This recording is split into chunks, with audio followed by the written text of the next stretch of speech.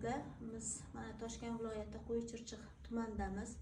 Bir hoji onamiz jigar kasalliklari bilan og'rib, anchagina holatlari og'ir holatda edi. Eng og'ir kasalim shular dedilar. Masalan, men o'zim ham olishda ozgina ikkilangandim. Nimaiki bularda yuzda ishiq bor edi, qorinda, nimalarda ham ishiq bor edi. Mana bu qorindagi suv to'planishi mana va yuzlarda mana tillari ham yopilmay qolgandi. Juda og'ir holatda edilar. Qizlar menga telefon qilib murojaat qilishdi. Bundan bir oy oldin. Alloh nasib bo'lsa dedim, chiroyli lichina qilib beramiz dedim. Mana Xudo xolisa lichinamizni qildik. Bir oydagi natijamiz mana qorinda suv qolmadi. Yuzlarda suv qolmadi. Faqat oyoqda ozgina suv bor. Bu ham Xudo xolisa sekin-sekin, asta-asta bo'ladi. Nimaiki hoji onamizning xushlari ham joyida emas edi. Xush yo'qolish bor edi. Jigar kasalligida bo'ladigan holat bu. Hoji ona yaxshimisiz? Allohga shukr, yaxshiman. Mana Yoqubjon tabib barnaxonlar giyohlaridan ichib sog'ayib ketdim. Jigarim, pochkam og'rir edi. Holatim ancha og'ir edi. Hozir mana bir oy bo'ldi. Holatim yaxshi. Ancha tetiklashdim. Appetitim yaxshi. Turib yurib aloq qilyapman endi. O'zingiz uddaysan, o'zingiz chiqyapsiz. Hoji onamiz hattoki ovqat ham yeyolmay qolgandilar. Mana Xudo xolisa ovqatga kirdilar. Osh yedilar. Mana biz o'zimizni oldimizda osh yeb nima qildilar. Bu yerga kelishimizdan sabab bir manfaat yo bir nima emas. Faqat hoji onamizni o'zimiz ko'z o'ngimizda ko'rib, bir duolarni olib ketish maqsadida keldik. Bularda ikkilamchi kasallik ham bor, sahr kasali ham bor edi. Mana bu qizlar qararkan, mana qizlarga gapirib bersinlar holatlarni. Assalomu alaykum aziz yurtdoshlar, hamqishloqlar. Meni onam 2023-yilning boshlanishida pochka og'rig'i bilan shishib ketishni boshladi. Ana o'shandan keyin ancha lichina qilib yurdik doktorlardan. Keyin terapiyada ichib ko'rdik. U darajada yaxshi bo'lmadi. Keyin biz internetdan shu Yoqubjon aka tabibning ayoli Barnopani topdik. Ishonib murojaat qildik. Boshida onamiz ahvoli o'ta og'ir edi. Ming rahmat Barnopaga, yo'q demadi. Ko'rib berdi. Onamning pochkalari 99% shamollagan deb tashxis qo'yildi. Jigar siryozining boshlanishi deyildi. Qornida bir 4 yo 5 litrdek suv bor edi. Yuzlari shishib ketgan edi, qovoqlari ham. Og'zi uje yopilmay qolgan edi onamda. Ishtahadan qolgan edi. Hozir ro'ppa rosa bir oy bo'libdi bugun. O'z ko'zlari bilan ko'rib ketishga kelibdi Barnopa. Ming rahmat sizga Barnopa. Sizdaqa tabiblar doim bo'lsin. Bizdan keyin ham bo'lsin. O'zingizdan shogirdlar, farzandlaringizdan sizdaqa tabiblar bo'lishini tilab qolaman. Lekin biz olgan dorilarimizdan hech ham afsuslanmaymiz. Faqat foydaga ishladi. Foydaga ishlab kelyapti. Yana onamni davolatamiz.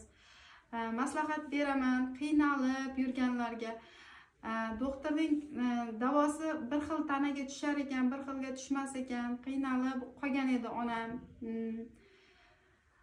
O'zi ancha qiynalib qolgan edi. Zo'r o'tira olmas edi ham, yota olmas edi ham. O'pkasida suv bor dedi doktorlar, 1 litr.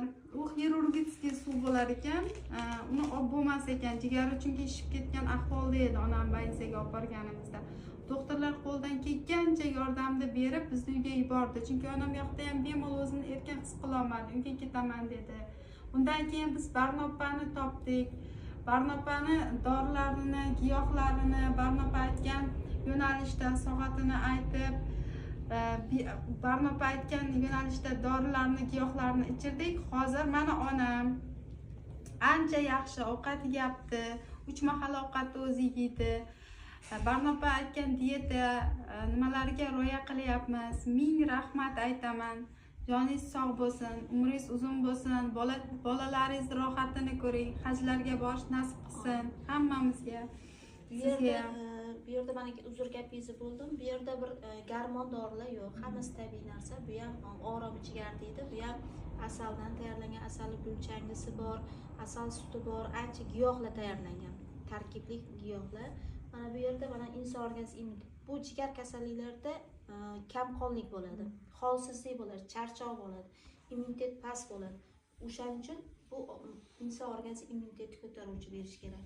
Faqat bitta giyoh bilan bog'lanib qolmaslik kerak. Hozir tabobatdan ba'zi holatlarda biznesga aylanib qolyapti. Ko'p qo'shtirnoq ichidagilar internetni yoqib, tarketni yoqib narsa qilishyapti. Bitta bu tarpeza yo tarpedagi ishlanib qoldi. Biz tarpezani 45 yildan beri ishlatamiz. 45 yildan. Bitta buni o'zini bersak, agar gepatit kasalliklari yo'qolib ketganda, bu meditsina rivojlangan hozirgi paytda bu giyohlar bitta nima bo'lardi. Bu bilan cheklanib qolmaslik kerak. Cho'kayotgan odam bitta cho'pga bo'lsa ham nima bo'ladi. Shuning uchun mana bu yerda achchiq dori suv, bu ham jigarga juda foydasi yaxshi. Mana bu tabobat olami o'zimizni namatalik sirupimiz. Bu ham o'sha jigarga, buyrakka faoliyatini yaxshilashga. Mana bu yerda gulg'uncha deydi. Bu u tufayli dimlashish, jigar, gepatit kasalliklari. Xuddi mana shu dorilarimizdan berganmiz hojonamga. Hojonam mana 1 oydan beri ichyaptilar. Xudo xolasa yaxshisa hojonam. Yaxshiman. Allohga shukr, yaxshiman. Shu Yoqubjon aka barmaqanlar giyohlardan yaxshiman. Ming rahmat. Endi ishoninglar, bu yerda hech farqi yo'q. hojonim bitta duo qiling. Xudo xolasa biz ham mana safarimizni nima qilib Alloh tinchlik xotirjamlik bo'lsin. Safarlar bexatar, yo'llar bexatar bo'lsin. Uylarga salomon borsin, bolalarni ham sog' salomat bo'lsin. Allohim darberga Alloh shifosini bersin. Hamma xonadonimiz tinch bo'lsin. Osoyishtalik bo'lsin.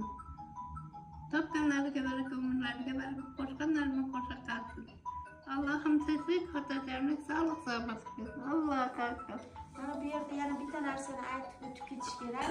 Bu yerda giyohlarimiz qimmatmasa, biz unaqa 3 million, 4 millionga nima qilmaydigan. Mana shu giyohlarimiz obshi hammasi 2 milliondan 2,5 million pul bo'ladi. Bu yerda bitta mana bu giyoh o'zimiz 2,5 millionligi o'shani sizlarga 20 kunga yetdi. 20 kun, 25 kunga berishda narsa bo'ladi. Xudo xolasa ishonganlar, ixlos qilganlar, o'zini masalan sog'lig'ini birinchi o'ringa qo'yganlar bemalol murojaat qilishsa, biz qo'ldan kelgancha xalq xizmatidamiz. Rahmat. Qo'rqmay borib olib ichinglar. Hammaga tavsiya qilaman. Dardga shifo.